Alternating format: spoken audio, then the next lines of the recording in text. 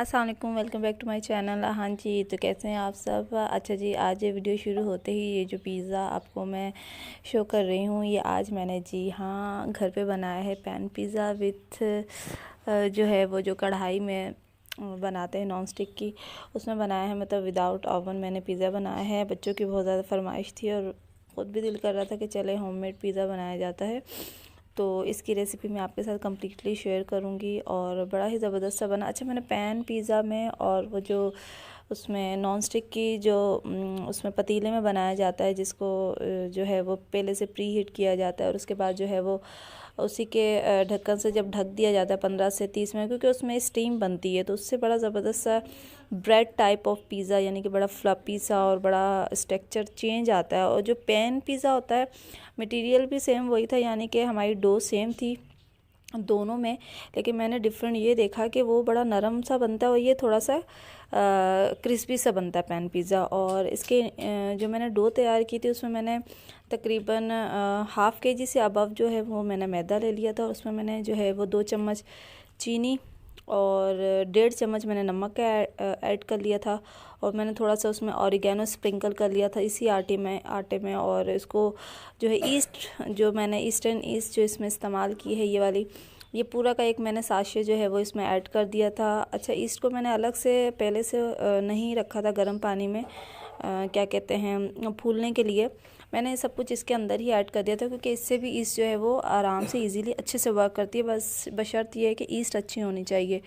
और इस तरह से मैंने ये तमाम चीज़ें जो है वो नीम गर्म आटा जो है वो नीम गर्म पानी से मैंने अच्छे से गूँधा था।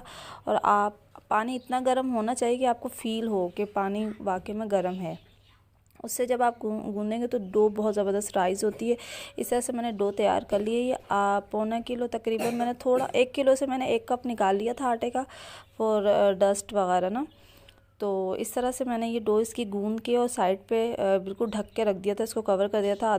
आधा घंटा भी मैक्सिमम होता है। मैंने इस तरह से ये चिकन ली बोनलेस, और उसमें मैंने जो है वो गार्लिक ऐड कर दिए हैं, मतलब 4-5 जवे जो होते हैं लहसुन के, मैंने चिकन में इस चॉपर में ऐड कर दिए हैं। साथ में मैं तकरीबन 3 टेबलस्पून ऑफ सोया सॉस डाल रही हूँ। और अच्छा, इसमें मज़े की बात ये है कि अगर आपने कोई फ्लेवर ऐड करना है तो इस तरह से बिग पाला के 2-in-1 स्पैगेटीज़ और पास्ता में ये फ्लेवर्स आते हैं। तो मैं इस टाइम जो है वो यहाँ पे बाल्टी फ्लेवर मेरे पास था मैकरोनी का, तो वो मैं इसमें ऐड कर रही हूँ। बड़ा ज़बरदस्त सा एक टेस्ट आता है इनमें। कुछ ऐसे स्पाइसेस डले हुए होते हैं, थोड़ा चाइनीज़ टाइप ऑफ फ्लेवर इसमें आता है, शायद चाइनीज़ सॉल्ट बहुत ज़्यादा डला हुआ होता है। इस तरह से मैंने इसको रफली सा चॉप कर लिया, मिक्स कर लिया सारा।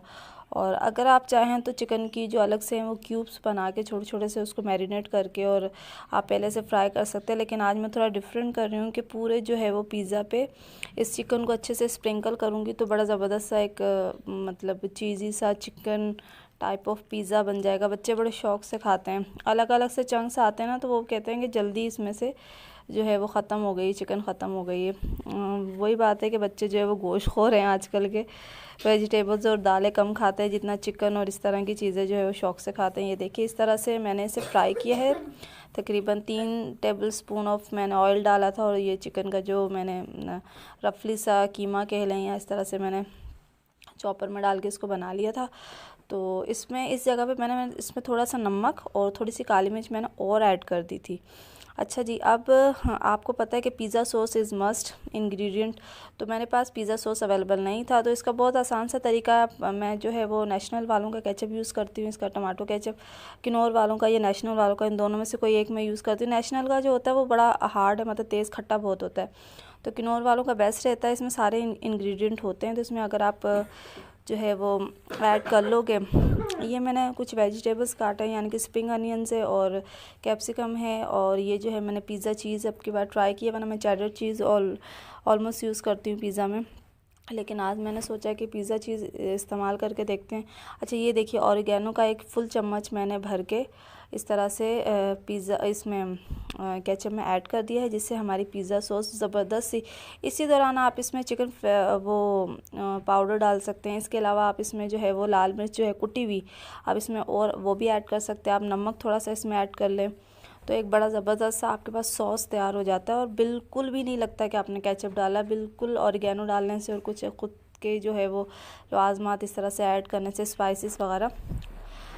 अच्छा जी, हमारी जो पिज़्ज़ा डो है वो राइज़ हो चुकी है और बड़ी ज़बरदस्त सी फ्लप्पी सी जो है वो डो हमारी तैयार हुई थी। और इसके साथ जो है वो मैंने जो चीज़ आपको दिखाई थी वो मैंने अलग से जो है वो इस तरह से श्रेडेड कर ली है, बिल्कुल उसमें कद्दूकश में मैंने इसको अच्छे से कद्दूकश कर लिया है। और ये हमारी कुछ वेजिटेबल्स है, मैंने अनियंस नहीं रखे, मैंने स्प्रिंग अनियंस इसमें ऐड करने हैं। और जो है अब मैं अपनी पिज़्ज़ा की जो है वो तैयारी शुरू कर दूँगी, क्योंकि मैंने सारे जो लवाज़मात है वो मैंने इकट्ठे कर लिए हैं। अब बस जो है वो पेड़े बनाती जाऊंगी। अच्छा, साथ में देखें मैंने फ्राई पैन जो है वो भी प्री हीट का होने रख दिया है। और अपना ये जो नॉन स्टिक का था मेरा, अब तो नॉन स्टिक नहीं रहा, सारी उतर गई है इसमें, तो वो भी मैंने तैयार कर लिया है। दोनों अब मैं 2 तरह के पिज़्ज़ा बना रही हूँ, पैन पिज़्ज़ा भी, और मुझे दोनों ही पसंद आए हैं। पैन पिज़्ज़ा मुझे इसलिए क्योंकि उसमें थोड़ा सा क्रंच था, थोड़ा लग रहा था कि बिल्कुल खस्ता खस्ता सा था।